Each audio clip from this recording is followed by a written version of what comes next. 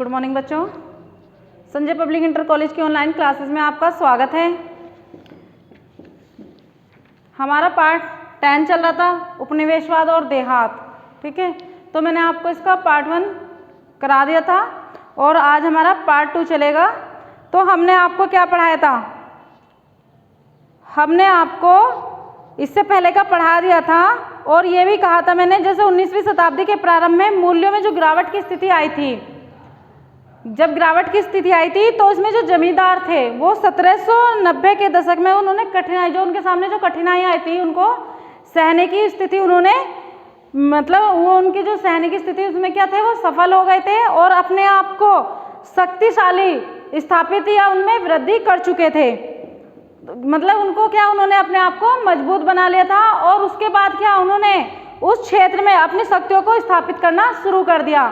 तो उसके बाद हमारी आती है फरमिंगर की 5वीं रिपोर्ट। तो 19वीं शताब्दी में क्या आती है? फरमिंगर की 5वीं रिपोर्ट।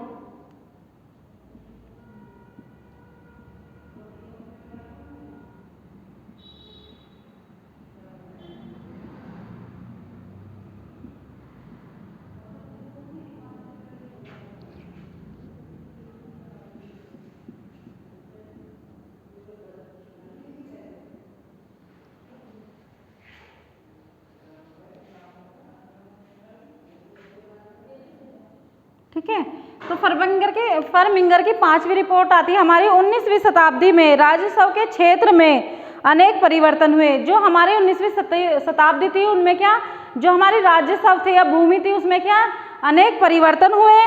उसमें में से अनेक परिवर्तनों का विस्तृत जो विवरण हुआ वो 1813 ईस्वी में ब्रिटिश संसद में हुआ। 1800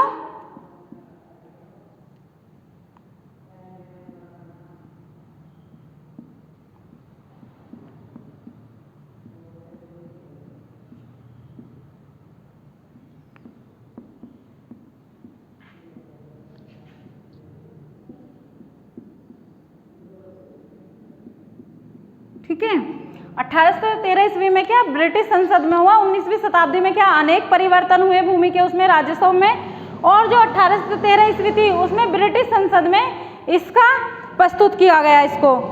तो ये जो इसमें जो 1813 ईस्वी में संसद में प्रस्तुत की जाने वाली रिपोर्ट को ही क्या कहते हैं हम? फायरिंग की 5वीं रिपोर्ट कहते हैं। ठीक है, इतना आपको समझ में आया? उसके बाद है, इसलिए जो भारत में ईस्ट इंडिया कंपनी थी के प्रशासन और क्रियाकलापों में जो विषय वस्तु प्रस्तुत की गई है, की जाने वाली रिपोर्टों में क्या 5वीं रिपोर्ट थी, इसलिए इसे 5वीं रिपोर्ट कहा गया। जो ये संसद में या ईस्ट इंडिया की कंपनी जो है उसमें इसे प्रस्तुत किया गया, इसीलिए इसे क्या 5वीं रिपोर्ट कहा गया है। यह रिपोर्ट फायरिंग रिपोर्ट के नाम से भी जाने लगी। मतलब जो 5वीं रिपोर्ट है इसको फरमिंगर रिपोर्ट भी कहा गया। यह रिपोर्ट एक विस्तृत रिपोर्टर थी। मतलब जो ये रिपोर्ट थी वह काफी मात्रा में बहुत बड़ी रिपोर्टर थी। इसमें 102 पृष्ठ थे। इसमें क्या,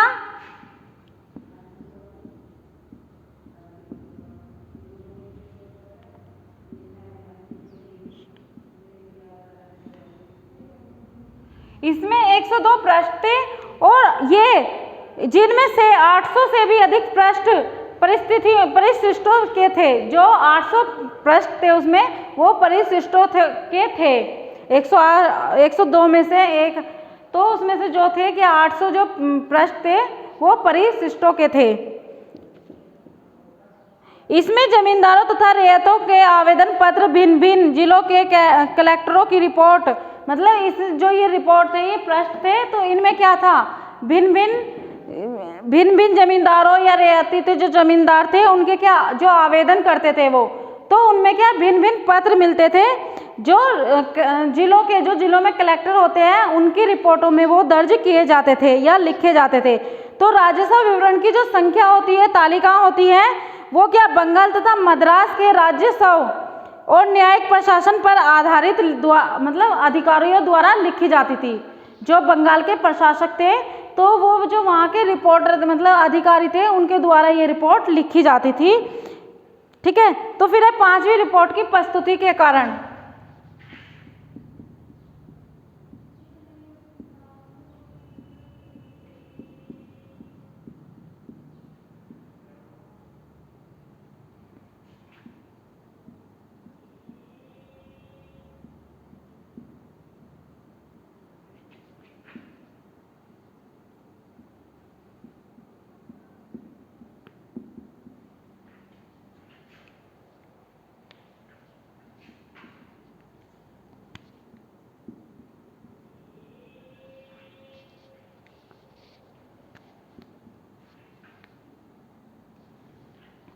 पांचवी रिपोर्ट की प्रस्तुति के कारण, मतलब जब पांचवी रिपोर्ट हुई थी तो इसके क्या क्या कारण थे, तो इसके क्या निम्नलिखित कारण थे।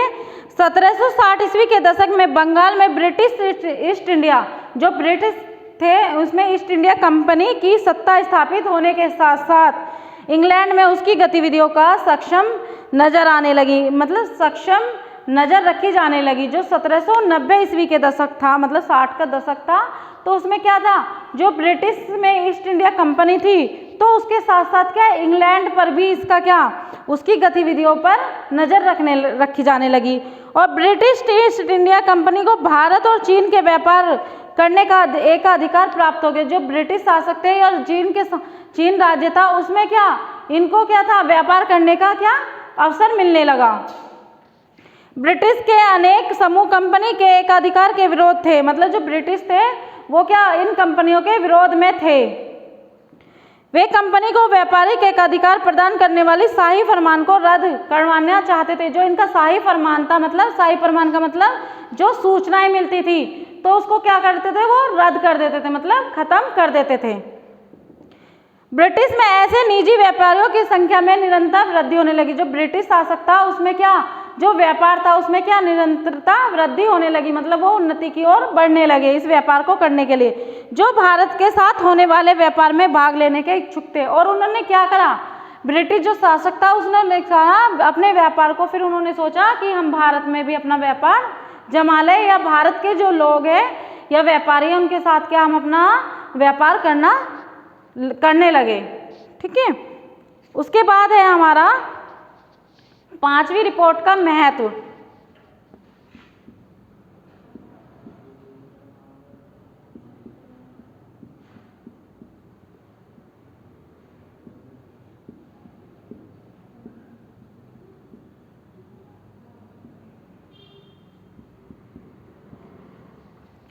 तो इसमें पांचवी रिपोर्ट के ये कारण थे और पांचवी रिपोर्ट का महत्व। फायरिंग की पांचवी रिपोर्ट एक महत्वपूर्ण रिपोर्ट थी। जो फायरिंग की रिपोर्ट, फर्मिंगर की रिपोर्ट थी, वो क्या एक महत्वपूर्ण रिपोर्ट बन चुकी थी।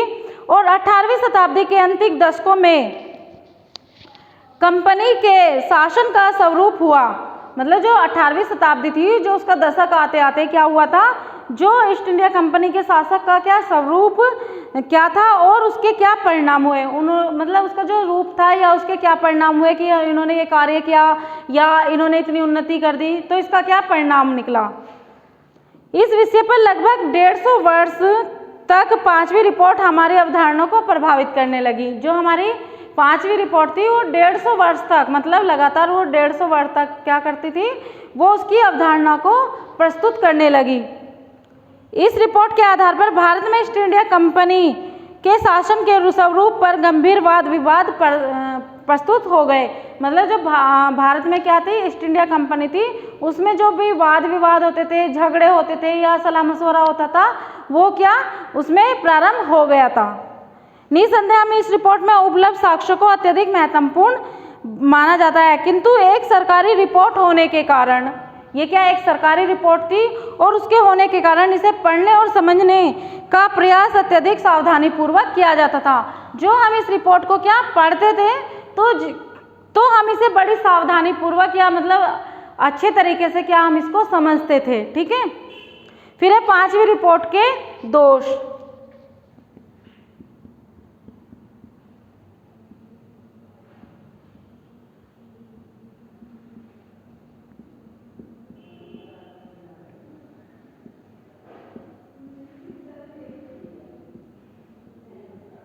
पांचवी रिपोर्ट के दोष, तो इसमें क्या क्या दोष थे या क्या क्या अवगुण थे या क्या क्या इनसे हानियां हुई। पांचवी रिपोर्ट को निष्पक्ष नहीं किया जा सकता था, मतलब पांचवी जो रिपोर्ट थी उसे क्या हम निष्पक्ष नहीं कर सकते थे। उसमें क्या था, हमें सभी की भावनाओं को या सबकी जरूरतों को ध्यान में रखकर इसका रिपोर्ट पर अपने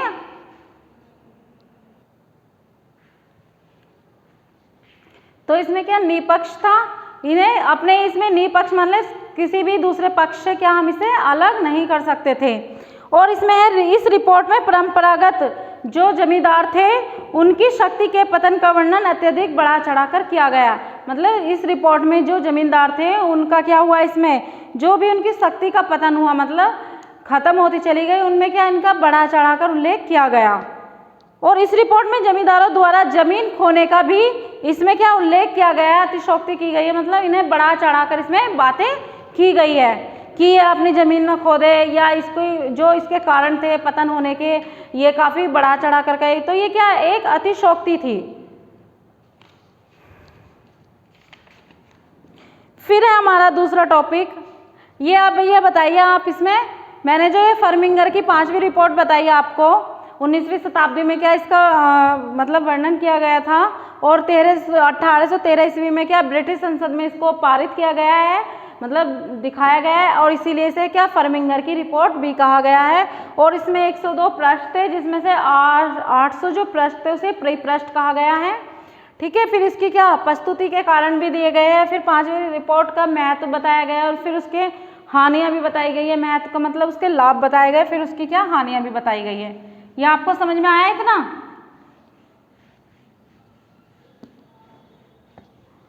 ये तो हमारा पहला टॉपिक था।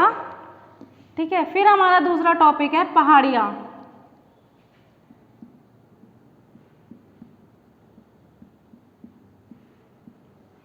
पहाड़ियाँ और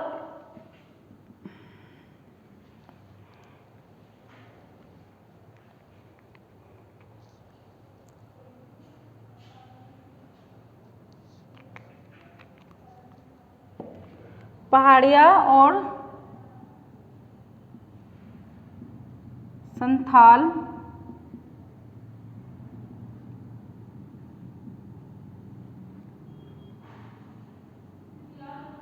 ठीक है, इसमें क्या कुदाल और हल,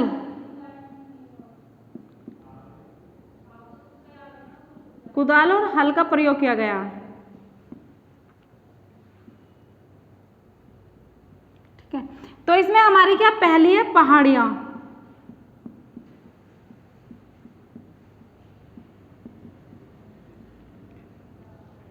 ठीक है, तो इसमें क्या जो राजमहल की पहाड़ियों के पास लोग रहा करते थे तो उन्हें क्या कहते हैं, जो राजमहल की पहाड़ियों के पास लोग रहा करते थे तो उसे पहाड़ी कहा जाता था या पहाड़ियों के नाम से जाना जाता था। ठीक है, ये लोग क्या झूम की खेती किया करते थे, जंगल के उत्पादों से अपना जीवन यापन करते थे। जो जंगल से उत्पादन होता था उससे क्या वो अपने जीवन को आगे बढ़ाते थे या जीवन व्यतीत करते थे। इसमें क्या जंगल में झाड़ियों को काटकर और घास फूस को जलाकर वे जमीन साफ करते थे। जो वहाँ के जंगल थे या वहाँ पर जो घास फूस था या झाड़ियाँ खड़ी होती थी तो उसको वो काट कर क्या साफ जमीन बना दिया जाते थे। और इसी के लिए ये लोग प्रसिद्ध भी थे। इसी पहाड़ी जो ये मतलब इन्हें इस नाम से भी जाना जाता है। जो ये लोग हैं संथाल के लोग, ये पहाड़ियों को साफ सुथरा काट कर वहाँ पर क्या रहने का स्थान बना लेते थे। राख की पोटाश से क्या था, जमीन पर्याप्त उपजाऊ और बना जाती थी। मतलब जो जमीन थी उसको वहाँ का उस राख से क्या पोटाश बनाते थे और उसको क्या उपजाऊ बना लेते थे। पहाड़ी लोग उस जमीन पर अपने लिए खाद्यान्न उगाते थे। उसी खेती से पूर्णतः कुदाल पर निर्भर करती थी। जो वहाँ की खेती थी वो क्या कुदाल पर निर्भर करती थी। ठीक है, फिर है पहाड़ी लोगों की जीवन शैली। ये तो पहाड़ियों के बारे में मैंने थोड़ा सा बताया। ये क्या ये जो लोग थे राजमहल की पहाड़ियों के समीप या महल के पास रहते थे, इसलिए क्या इन्हें पहाड़ियों के नाम से भी जाना जाता था। और ये वहाँ की जो जंगल के घास फूस था, मतलब उनको क्या साफ करके वहाँ पर रहने का स्थान अपना बना लेते थे और वहीं से क्या वो अपना जीवन यापन करते थे। वहीं से वो क्या अपना खाने वाने के वगैरह में फूल फल वगैरह जो भी थी उन्हें खाकर वो अपना जीवन यापन करते थे। ठीक है, तो अब हमारा टॉपिक है पहाड़ी लोगों की जीवन शैली।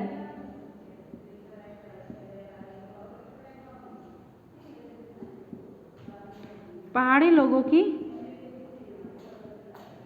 जीवन शैली।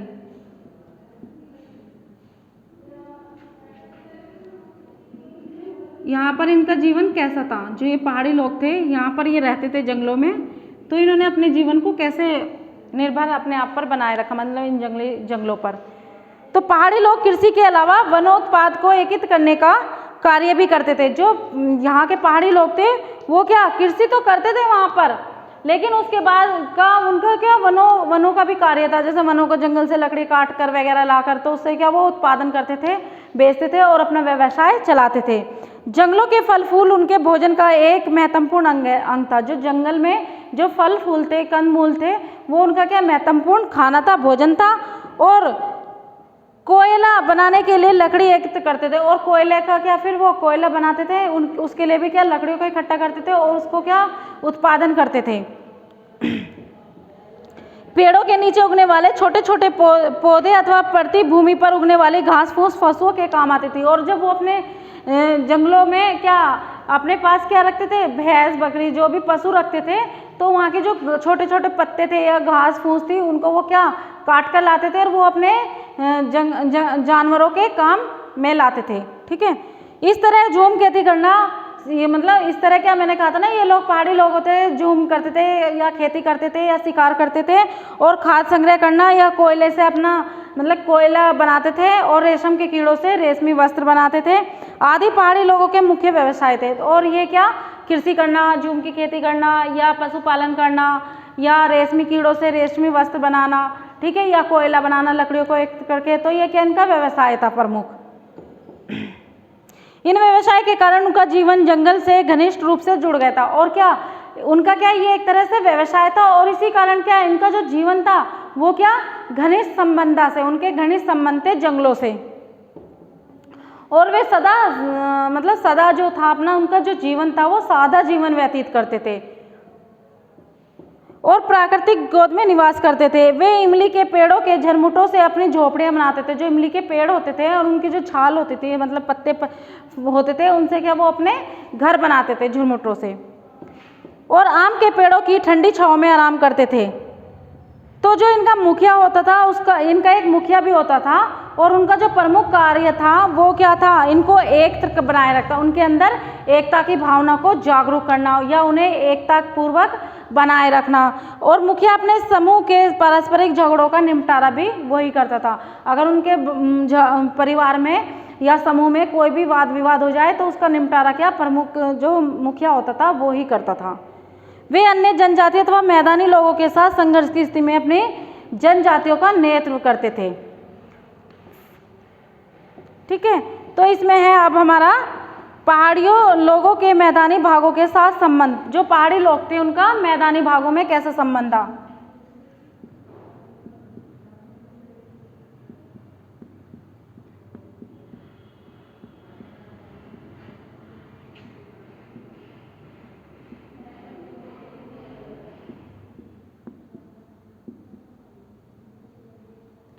ठीक है, जो पहाड़ी लोग थे उनका मैदानी भागों में संबंध।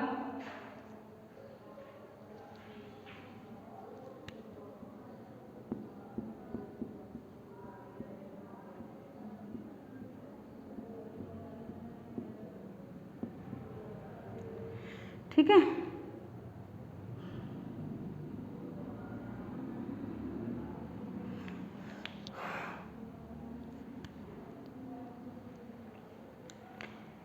अधिकतर इस तरह के आक्रमण अकाल या अभाव के वर्षों के लिए किया जाते थे।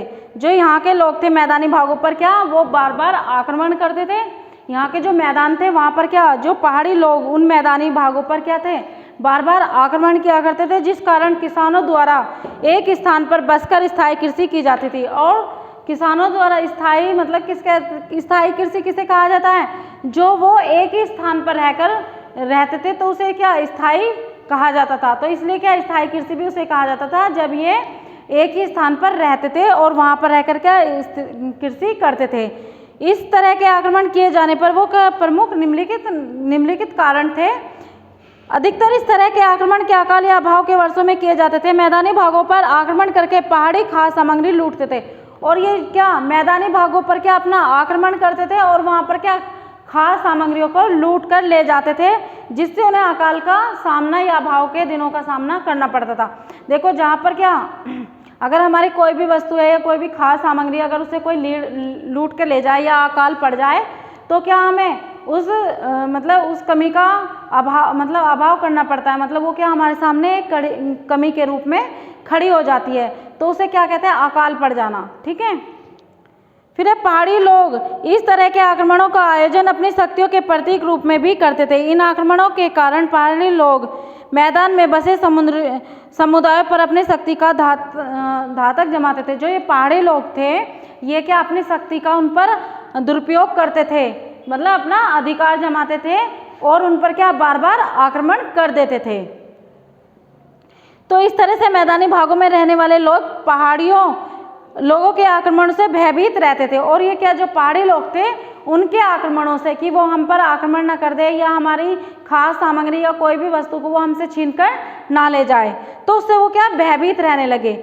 मैदानों में रहने वाले जमींदार पहाड़ी लोगों के आक्रमण से बचाव के लिए पहाड़ी मुखियाओं को नियमित रूप से खिराज का भुगतान करते थे। मतलब खिराज माने कर या किसी भी चीज का दान करते थे, मतलब कोई भी वस्तु उन्हें दान के रूप में देते थे, तो वो कर होता था एक तरह से। व्यापारियों को भी पहाड़िया लोगों द्वारा नियंत्रित मार्ग का प्रयोग करने के लिए पथक का भुगतान करना पड़ता था। और जो व्यापारी लोग थे और वो पहाड़ियों के लोगों के मैदान से या मतलब उस रास्ते से जाते थे अपने व्यापार के लिए, तो उनको भी क्या वहाँ का भुगतान या कोई भी टैक्स उन्हें देना पड़ता था। ठीक है। फिर उसके बाद है हमारा टॉपिक संथाल। मैंने आपको क्या ये पहाड़ियों वाला बता दिया, आपको समझा दिया पहाड़ी के लोगों की जीवन शैली कैसी थी या पहाड़ी लोगों का मैदानी भागों में संबंध कैसा था। जो ये पहाड़ी लोग थे वो क्या मैदानी भागों में रहने वाले जो व्यक्ति थे उनसे क्या युद्ध करते थे या आक्रमण कर देते थे, तो उनसे ये लोग उनसे बचने के लिए या अपनी सुरक्षा के लिए क्या करने लगे थे, जो पहाड़ी लोग के मुखिया होते थे उनको टैक्स देने लगे। और जो वहाँ के व्यापारी लोग थे वो भी उस रास्ते से जाने के लिए अपने व्यापार के लिए क्या उनसे टैक्स देने लगे। ऐसे इन्होंने अपना जीवन मतलब साफ सफाई करके वहाँ की ज़मीन को तो वहाँ पर रहना स्टार्ट कर दिया था। ठीक है। और इनकी जो जीवन शैली आपको पता है, ये वहाँ का व्यवसाय करने लगे थे, जंगलों से इनसे घनिष्ठ संबंध हो गए थे और वो क्या वहीं से फूल फल जो भी कंदमूल था वो उनसे अपना भोजन बनाते थे। फिर हमारा है टॉपिक संथाल, दूसरा टॉपिक है इसमें।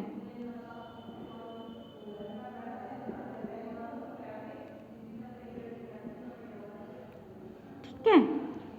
संथाल बंगाल में संथालों का जो आगमन हुआ था, जो बंगाल के जो लोग थे संथाल थे वो बंगाल में आए थे और उनका जो आगमन हुआ था वो 1780 के दशक में के आसपास हुआ था। जो ये बंगाल के जो संथाल के लोग थे जो बंगाल में आए, तो ये इनका जो आगमन हुआ 1780 के दशक में हुआ था और वे जमींदारों का खेतों में भाड़े का काम करते थे। और वो क्या जो जमींदार थे वहाँ पर वो क्या भाड़े मतलब किराए का काम करते थे कृषि में। ठीक है। खेतों में जमींदारों को खेती के लिए नई भूमि तैयार करना तथा खेतों का विस्तार करने के लिए उनके श्रम की आवश्यकता होती थी। मतलब जो संथाल के लोग होते थे वो जमींदारों के यहाँ खेती करते थे और उसको खेती को आगे बढ़ाने के लिए भाई अगर हमें कोई कार्य कर रहे हैं और उसको बढ़ाना है हमें, तो उसके लिए क्या हमें श्रमिकों की आवश्यकता पड़ेगी, तो उसे क्या उन्हें क्या संथाल के जो श्रमिक थे उनकी आवश्यकता पड़ती है।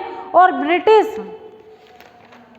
ब्रिटिश अधिकारियों की नीति जो थी वो कृषि पर का विस्तार करके कंपनी के राजस्व में वृद्धि करनी थी। जो ब्रिटिश के लोग थे वहाँ का क्या जो भूमि थी वहाँ को उस भूमि पर क्या वृद्धि करनी थी और कंपनी की जो राजस्व था उसमें वृद्धि करने का विचार था।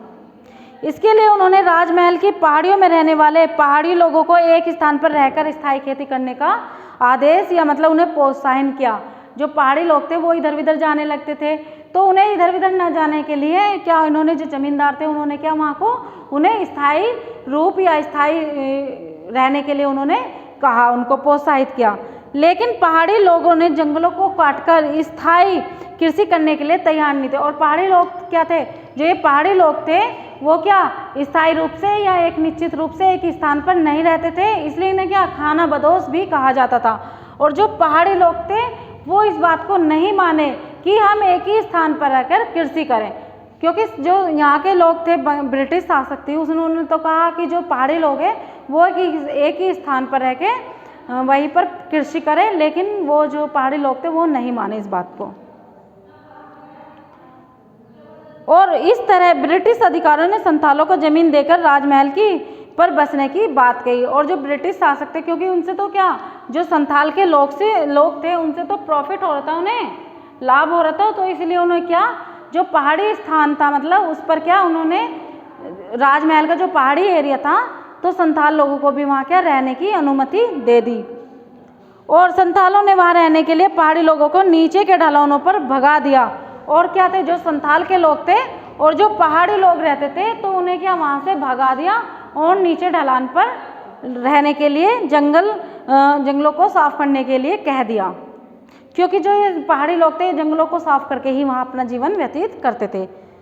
संथालों ने अपने परिश्रम से अपने कृषि क्षेत्र की सीमाओं को पर्याप्त वृद्धि, और जो संथाल लोग थे भाई उनको तो क्या ब्रिटिश लोग को उनसे फायदा हो रहा था, तो इसीलिए क्या उन्होंने करा, अपनी कृषि, संथाल लोग के लोग क्या कृषि करने लगे और कृषि की जो भूमि थी उसको उसमें वृद्धि करने लगे,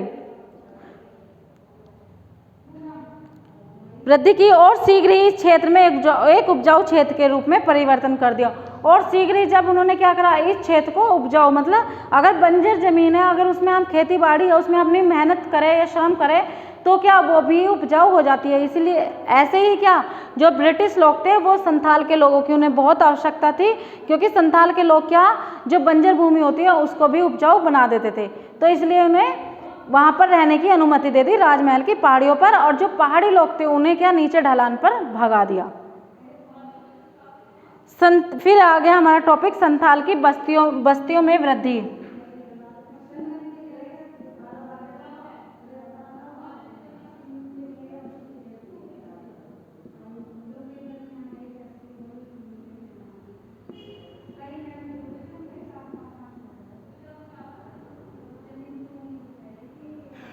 ठीक है, संथाल की जो बस्तियां थी उसमें किस प्रकार से वृद्धि हुई है, तो मैं इसको आपको समझाऊंगी। जो संथाल के लोग थे उन्होंने क्या अपनी बस्तियां बनाई हैं और उसमें क्या वृद्धि करना शुरू कर दिया। ठीक है, तो जो संथाल की बस्तियां थी उनमें कैसे वृद्धि हुई। दामिनेको के सीमांकन के बाद सांथलों की बस्तियों में तेजी से वृद्धि होने लगी।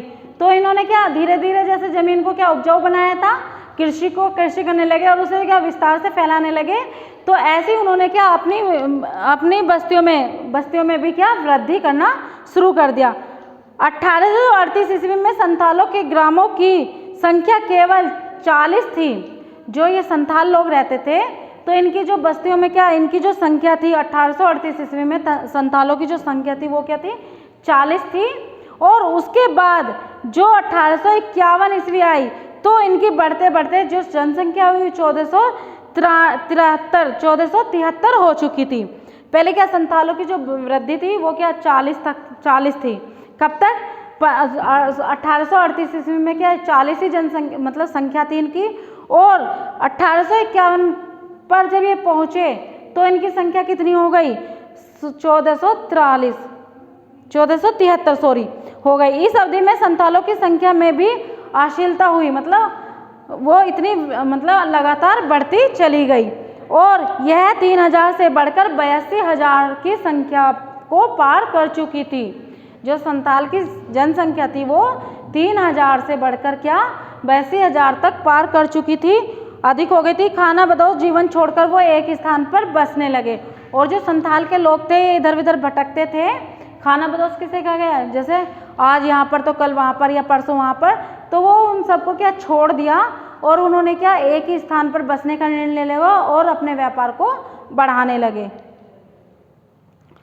उन्हें वाणिज्य फसलों को उगाने को प्रोत्साहन मिल गया और उन्हें क्या जो वहाँ की फसलें थी, वहाँ की कृषि थी, उन्हें क्या उगाने का या उनमें वृद्धि करने का प्रोत्साहन मिल गया। उनकी आर्थिक स्थिति उन्नति होने लगी और उनकी जो आर्थिक स्थिति थी क्या वो उन्नति की ओर होने लगी, मतलब वो तरक्की करने लगे। अगर वो क्या लोग अगर हम आज यहाँ कल वहाँ परसों वहाँ, तो क्या होता है उससे हमारे व्यवसाय में क्या तरक्की नहीं होती। अगर हम एक ही स्थान पर रहकर कोई कार्य करते हैं तो उसमें क्या हमारी उन्नति होती चली जाती है। व्यापारियों और साहूकार के साथ लेन देन भी करने लगे। और ये लोग क्या थे भाई, इनको दिमाग आ गया जब इन्होंने कृषि में व्यापार वृद्धि करनी शुरू कर दी और इनकी जनसंख्या में भी वृद्धि हुई, तो इन्होंने वहाँ के जो कृषि थे या व्यापारी लोग थे या साहूकार थे उनके साथ अपने कार्यों में लेन देन भी शुरू कर दिया था। और खेती का विस्तार होने के साथ साथ ईस्ट इंडिया कंपनी के जो राजस्व था उसमें भी महत्वपूर्ण वृद्धि होने लगी। फिर है संथाल विद्रोह।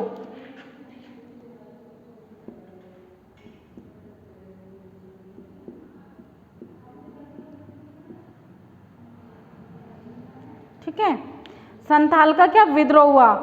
हस्तमरारी बंदोबस्त के फलस्वरूप संथालों को जमीनें उनके हाथ से निकलने लगी। जब हस्तमरारी बंदोबस्त हुआ तो उसमें क्या, जो मतलब स्थायी बंदोबस्त, इसे मैंने आपको कल के टॉपिक में भी पढ़ाया था। इसे हस्तमरारी बंदोबस्त को क्या कहते हैं, स्थायी बंदोबस्त। ठीक है, स्थायी बंदोबस्त होने लगा तो इनसे क्या, इनके हाथों से जमीनें निकलने लगी। ठीक है, जो स्थायी बंदोबस्त था वो लॉर्ड कॉर्नवालिस के समय में हुआ था। आपको मैंने कल के उसमें टॉपिक में भी पढ़ाया था स्थायी बंदोबस्त। तो जब इनका स्थायी बंदोबस्त होने लगा तो फलस्वरूप इनके जो संथाल थे उनके हाथों से क्या लगा आपको कि जमीनें जाने का भय लगने लगा और जमींदार उनकी ज़मीनों के मालिक बन बैठे। और जो उनकी ज़मीन थी, मतलब उन्होंने तो देखो भाई इतनी तरक्की करी, कृषि करी, तो उन जमींदार जो थे उनकी ज़मीन पर अपना हक जताने लगे। उन्होंने मनमान लगान वसूल करने लगे। जमींदार के शोषण से बचने के लिए जब शांतिप्रिय संथालों ने जंगलों को साफ करके वहाँ खेती करनी शुरू कर दी। भाई जब क्या कहते हैं, जमींदारों ने उनकी क्या ज़मीन अपने अधिकार कर ली और उन पे क्या भारी कर लेने लगे। और इस कर के वसूलने के कारण वो क्या करने लगे, अपने आप को फिर वहाँ से उन्होंने अलग कर दिया संथाल से। और जो संथाल लोग थे वो फिर जंगलों में जाकर फिर रहने लगे और वहाँ के क्या जंगली जो जंगल थे वहाँ की जो झाड़ियाँ थी उनको साफ करके अपना जीवन क्या वहाँ पर व्यतीत करने लगे। सशस्त्र विद्रोह का जो प्रारंभ हुआ था, जो इनका जो विद्रोह था, संथाल का जो विद्रोह चला वो 7 जुलाई 1855 ईस्वी में चला था। ठीक है, तो उसके इन्होंने देसी नामक स्थान था, एक देसी नामक, जिसे दीघी नामक स्थान भी कहा गया है। तो उसकी एक घटना थी जो, ठीक है, तो उसके बाद यहाँ पर कुछ लोग जो थे गिरफ्तार भी हुए और कुछ लोग वहाँ पर उसमें मारे भी गए। ब्रिटिश सरकार ने संथालों के विद्रोह का कठोरतापूर्वक दमन करने का निश्चय किया। जो ब्रिटिश शासक थी उन्होंने संथालों का जो विद्रोह किया वो कठोरतापूर्वक करना प्रारंभ कर दिया। और लगभग 15,000 प्रशिक्षित ब्रिटिश थे जो सेना संथाल गांवों को जलाती और संथालों का कत्ल करने लगी। और जो संथाल जो लोग थे उनके जंगलों को क्या करने लगी, वो जलाने लगी, या संथाल के जो लोग थे उनका क्या वो कत्ल करने लगी। और उसको करते हुए क्या वो कत्लों को करते हुए आगे बढ़ने लगी। इसका मुख्य जो केंद्र बनाया गया वो छापामार रणनीति का सहारा लेकर जो अंग्रेज सेना के छक्के छुड़ाने प्रारंभ कर दिए। और उन्होंने क्या करा, जो अंग्रेज सेना थी उनके छक्के छुड़ाने प्रारंभ कर दिए, उनके साथ आ मिले। और इस बीच विशाल संख्या में जनसाधारण भी उनके साथ आ मिले। 15 अगस्त 1855 ईस्वी को सरकार ने घोषणा द्वारा संथालों को 10 दिन के भीतर आत्मसमर्पण करने का आदेश दिया, किंतु एक भी विद्रोही संथाल ने आत्मसमर्पण नहीं किया। और जो संथाल के विद्रोही लोग थे उन्होंने क्या आत्मसमर्पण नहीं किया, मतलब अपने आप को उनके के पास नहीं ले गए। और 10 नवंबर 1855 ईस्वी को ब्रिटिश सरकार ने बंगाल और बिहार के संथाल आंचलों को सेना को सौंप दिया। ठीक है, और फिर है फरवरी 1856 ईस्वी में संथाल विद्रोह का सबसे बड़ा नेता, जो इसका संथाल का जो नेता था, सिंधु गोली का शिकार बन गया और चांद और भैरव भागलपुर के समीप भयंकर युद्ध में उनकी क्या भेंट चढ़ गए, मतलब वो उस दुर्घटना में मर गए।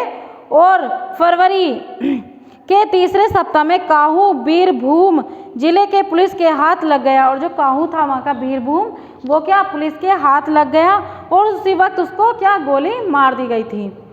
इस तरह सरकार ने कठोर दमन का अनुकरण करते हुए संथाल विद्रोह का दमन कर दिया। और जो संथाल के लोगों ने विद्रोह किया था और ब्रिटिश ने उन सबको क्या खत्म कर दिया, और उसके बाद उन्होंने क्या इस नीति का दमन कर दिया। उसके बाद हमारा बुक्कानन का विवरण।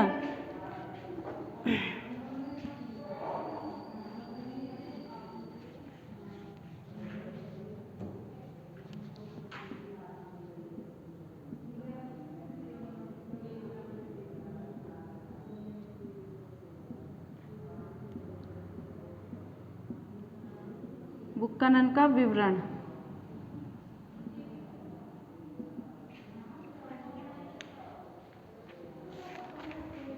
बुक्कानन जो थे वो इनके बारे में लिखा करते थे, ठीक है।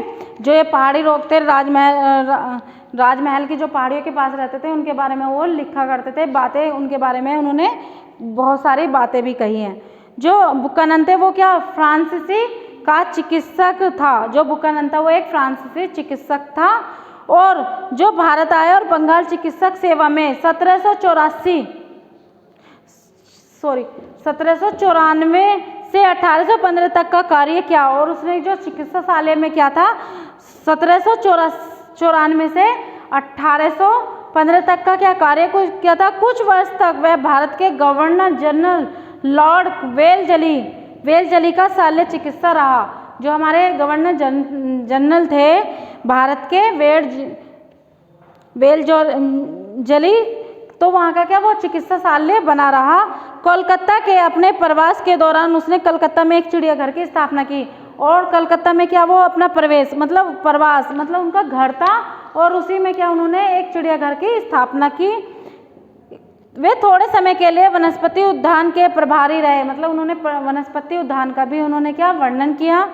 और बंगाल सरकार के अनुरोध पर उन्होंने ब्रिटिश ईस्ट इंडिया कंपनी के अधिकार क्षेत्र में आने वाली भूमि का भी विस्तृत सर्वेक्षण किया। मतलब जो भी ब्रिटिश सरकार थी वहाँ की जो भूमि थी उनका विस्तृत सर्वेक्षण मतलब संरक्षण किया, उनके बारे में कुछ बातें लिखी। सन 1815 में वे क्या बीमार हो गए थे इंग्लैंड, और वो क्या इंग्लैंड चले गए थे। अपनी माता की मृत्यु के बाद वे उनकी जायदाद के वारिस बन गए। और जब उनकी माता की मृत्यु हो गई उसी के बाद वो क्या वहाँ की उनकी अपनी जायदाद के वारिस बने, और उन्होंने उस वंश के नाम हैमिल्टन को अपना लिया। और वहाँ का जो उनका वंश था हैमिल्टन, और उस वंश को उन्होंने क्या अपना लिया। उन्हें अक्सर बुक्का हैमिल्टन के नाम से भी जाना जाता था, ठीक है। ये बुक्का जो था आपको समझ में आया, ये भारत का चिकित्सालय था, मतलब एक परामर्श देता था। और फिर वो क्या जब वो बीमार हो गए तो वो इंग्लैंड चले गए, और इंग्लैंड जाने के बाद उन्हें अपनी संपत्ति का अधिकार उन्हें मिला। बुक्कानन इससे जानकारी प्राप्त होती है कि उसकी रिपोर्ट को पढ़ते समय हमें यह नहीं भूलना चाहिए कि वह ब्रिटिश ईस्ट इंडिया कंपनी का एक कर्मचारी था। जो बुक्कानन थे वो ब्रिटिश ईस्ट इंडिया जो कंपनी थे उसमें क्या एक कर्मचारी था। और बुक्कानन की यात्रा केवल भूदृश्यों के प्यार और अज्ञात की खोज से ही प्रेरित नहीं होती, बल्कि वह नक्शा नवेशियों, सर्वशेषण, पालकी उठाने वाले कुलियों आदि के बड़े दल के साथ सुरक्षा यात्रा करते थे। और वो क्या काफ़ी मात्रा में उन्होंने कुली का भी के वर्ग पर भी उन्होंने कार्य किया है, और उनकी यात्राओं का खर्च ईस्ट इंडिया कंपनी वहन करती थी। और जो इन्होंने यात्रा की है जहाँ पर की भी दूर दूर यात्रा की है, तो जो यात्रा थी उसमें ये क्या कुछ ना कुछ खोजबीन कर ही लाते थे। तो इसलिए ईस्ट इंडिया कंपनी ने इनका क्या खर्चा उठाया, क्योंकि उन्हें इन सूचनाओं की आवश्यकता थी। और ईस्ट इंडिया कंपनी वाले क्या थे भाई, उन्हें तो कुछ ना कुछ सूचनाएं मिलनी थी, कुछ ना कुछ चीज़ की लालचाई रहती थी कि हमें ये सूचना वहाँ से मिल जाए, ये सूचना। तो उन्होंने क्या बुक्कानंद को चुना उसके लिए, जो बुक्कानंद प्रत्यक्ष रूप से एकत्र करता था। और वो क्या उनको जो भी सूचनाएं थी उनको क्या वो इकट्ठा करता था। बुक्कानंद को यह स्पष्ट रूप से निर्देश दिए गए थे कि उसे क्या देखना, खोजना और लिखना है, ठीक है। उसे ये निर्देश भी दिए गए थे, ईस्ट इंडिया कंपनी वालों ने उन्हें ये निर्देश भी दिए थे कि तुम्हें किस चीज़ की खोज करनी है या किस चीज़ को तुम्हें लिखना है, ठीक है, या तुम्हें क्या चीज़ देखनी है। तो वह जब भी अपने लोगों की फौज के साथ किसी गांव में आता था या जाता था तो उसे तत्काल सरकार के एक एजेंट के रूप में देखा जाता था। और जो वहाँ के लोग जान गए कि बुक्कानन कौन है, वो एक ईस्ट इंडिया कंपनी थी, उसी का एक एजेंट के रूप में उसे क्या वहाँ पर देखा जाता था। तो ये ठीक है, तो इसमें आपको ये सारी बातें समझ में आई। फिर इन्होंने जो बुक्कानन था हमारा, इसमें क्या हुआ, इन्होंने अपनी शक्ति को सुदृढ़ बना लिया था और अपने व्यवसाय का विकास कर लेने के बाद कंपनी का प्रमुख उद्देश्य उन प्राकृतिक संसाधनों की खोज में लग गया। और उन्होंने क्या प्राकृतिक की खोज की और जिन पर अधिकार करके वह उनका इच्छा अनुसार प्रयोग करने लगा। और उन्होंने क्या उसका उपयोग करा और उस पर क्या अपनी इच्छा अनुसार उनका क्या प्रयोग करने लगा। फ्रांसीसी बुक्कानन एक ऐसा व्यक्ति था, वह असाधारण प्रशेषण शक्ति से संपन्न था। वह जिस भी स्थान पर गया उसने वहाँ के पत्थरों, मतलब मैंने आपको यही कहा था कि वो जहाँ भी यात्रा के लिए जाता था वो कुछ ना कुछ वहाँ की खोजबीन करता था, वहाँ के विचार लेके आ जाता था या वहाँ के बारे में जो भी देखता था वो लिखना स्टार्ट कर देता था। तो बुक्कानन जो था उसने क्या करा, वहाँ के पत्थरों, चट्टानों एवं वहाँ की भूमि की विभिन्न स्तरों का भली भांति अध्ययन किया। जो वहाँ की चट्टानें थी या भूमि थी या कोई सी भी आग्नेय चट्टानें थी, जो भी था वो उनका क्या अध्ययन करने लगा। और अपनी यात्रा के दौरान उसने उन मूल्यवान पत्थरों एवं खनिजों का पता लगाने का प्रयास किया। ठीक है, बुक्कानन की एक महत्वपूर्ण विशेषता यह भी थी कि वह किसी भूदृश्य का मात्र वर्णन नहीं करता था, बल्कि उसे सुझाव भी देता था। मतलब किसी भी दृश्य को देखता था, उसका क्या वो सिर्फ एक मात्र वर्णन ही नहीं करता था, बल्कि उसे सुझाव भी देता था कि उसमें परिवर्तन करके उसे किस प्रकार से अधिक उपजाऊ बनाया जा सके। मतलब उसका देखता तो था, उसका वर्णन जरूर करता था, लेकिन उसे क्या अधिक उपजाऊ या अधिक विस्तृत बनाने के लिए उस पर क्या वो वहाँ पर सुझाव भी देता था। ठीक है, तो ये बेटा आपको समझ में आया सारा जो मैंने आज आपको पढ़ाया। तो कल हम आपका अगला टॉपिक पढ़ाएंगे, थर्ड पार्ट। ठीक है, थैंक यू।